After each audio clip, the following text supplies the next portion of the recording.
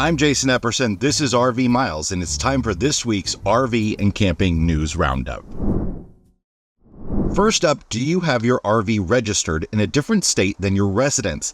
Be careful, plenty of states are cracking down. A member of the RV Miles community who works at an RV park let us know last week a local sheriff's deputy came to the park to ask the manager if they would rat on anyone in the park who might be a local resident, but has plates from another state, like Montana. Why? Well, lots of people register their luxury cars or expensive RVs in Montana because Montana has no sales tax.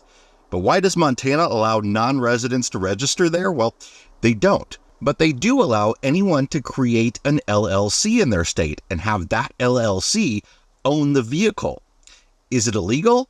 Most of the websites that are set up specifically to create these vehicle-owning LLCs think it is, and they're probably half right. It's legal in Montana. Your home state probably isn't a fan. There are a few other states that do this too, some that just allow anyone to have a vehicle registered there. You don't even need an LLC. But most states have a law requiring that you register all of your vehicles within your new home state after a period of time, normally around 30 days upon arriving in that state. And vehicle sales tax is unlike normal sales tax in that it's paid in your home state. If someone is purchasing a luxury motorhome, though, they could save tens of thousands of dollars by registering it in Montana. Is it worth the risk? What happens if you get pulled over in your home state? I'm no lawyer, so don't take this as legal advice, but the bottom line is that it's pretty much the definition of tax evasion, unless you have a legitimate business in Montana that needs to send you around in an RV for some reason. Our friend Kimberly over at RVTailgateLife.com wrote an excellent article on the pitfalls of the Montana registration scheme, even detailing dozens of instances where people had been charged with crimes over it. Georgia even raided some homes, and they did it with Montana's help. Montana officials apparently shared with Georgia investigators details about the LLCs, including officers. Georgia investigators then cross-checked this against their own records and even toll passes. Attorney Steve Leto wrote on Jalopnik about many people getting audited defending this scheme and raised the question of what happens in an accident. Will your insurance be cool with the fact that they wrote the policy under false pretenses? Bottom line, I don't think it's worth it. I'll share both of those articles in the description. Another member of the RV Miles community wrote in about one of the most popular boondocking areas in the nation, the Nomad View area, also known as Pinnacle's Dispersed camping area near Badlands National Park in Wall, South Dakota. John writes that Forest Road 7158 will soon be designated dispersed camping. Designated dispersed camping is something we've been covering over the past few years, where the government marks out actual sites and sometimes requires payment or reservations for them. It's been happening a lot in Colorado's national forest pull-offs and the like.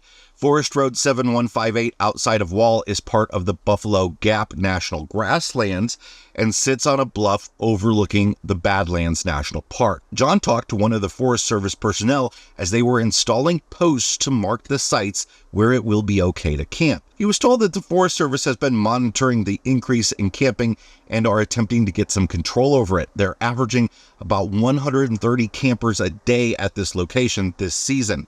5 years ago, an aerial photo showed only 30 campers. I think in the coming years, you can expect lots more of this practice where popular boondocking sites turn into de facto campgrounds.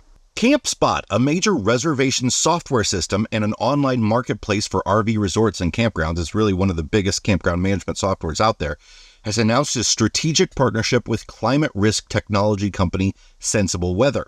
Through this collaboration, CampSpot campers will have the option to add some travel insurance, a weather guarantee, to their bookings at over 200,000 campsites available on the CampSpot platform. Sensible Weather's weather guarantees provide reimbursements to campers when adverse weather conditions affect their outdoor experiences. Sensible Weather utilizes satellite imagery and climate analytics to quantify and manage weather risk. The company's payouts are based on predetermined parameters, ensuring a streamlined process without the need for haggling or claims. Campers will receive real-time reimbursements up to 100% of their nightly rate via text notifications. CampSpot made over 3 million site reservations in 2022. Find more information about weather guarantees on the CampSpot website in the description. More in a moment, but first, this video is sponsored by RVmattress.com by Brooklyn Bedding. Did you know that the mattress that comes with most RVs is just a piece of garbage placeholder? Most RV manufacturers never intended that you'd actually sleep on it. We've been using mattresses from Brooklyn Bedding in our last 2 RVs, and we couldn't be happier. You can choose your thickness and all sorts of different odd RV mattress sizes. That customization was essential for clearing the bedroom slide in our 5th wheel and for the kids' bunks in the new travel trailer. We're sleeping great on a real mattress from a real mattress company in our RV. RVmattress.com offers a 120-night sleep trial along with a 10-year warranty. Plus, their products are entirely toxin-free and simple to ship and set up. We even had them shipped to campgrounds, and you just unroll them and let them expand. The RV Miles community gets 25% off when you visit RVmattress.com/RVMiles and use the promo code RVMiles, all one word. That's RVmattress.com/RVMiles with the promo code RVMiles for 25% off. Our thanks to RVmattress.com for supporting this channel and to you for supporting our sponsors. The folks at Vox are doing a video series on travel, and they were curious about those infamous swoops and swooshes on the sides of RVs. So they sent a reporter to Indiana to investigate. What they found was that a lot of it relates to the advent of computer graphics and laser cut vinyl, but that the big swoops are actually on their way out. Maybe you've seen it too. There are a lot more straight lines and darts, as Vox calls them these days. Is RV design changing? How do you feel about RV graphics? I'd love to know in the comments. And again, I'll share that video in the description. Hulu has a new show coming out focused on big and wild RV makeovers. Big RV Remix features Big Boy from Outkast and Janice Faison of Celebrity Trailers as they work under tight deadlines and varying budgets to create extraordinary designs for people like Shaquille O'Neal. From futuristic landing pads for aspiring astronauts to cutting-edge mobile shops for up-and-coming barbers and even trendy bakery buses for kids, Big RV Remix turns ordinary trailers, campers, sprinters, and other vehicles into mobile wonders fit for celebrities and future celebrities. And also on the TV front, a new channel is coming out completely dedicated to RVing. It's called RV TV, and you can find it in dozens of markets around the US.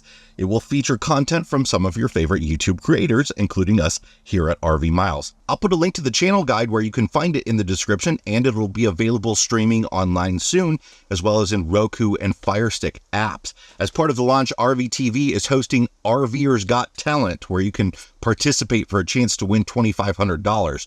You just have to submit 1 to 2 minutes of video highlighting your special talent or skill in front of your RV or at a campground to rvtv.tv. The winners will be voted on by viewers of the show, which will air Mondays beginning September 4th. The winner will be announced live at the Tampa RV Show in January. Again, I'll put a link to the contest rules and all the other links from this episode in the description.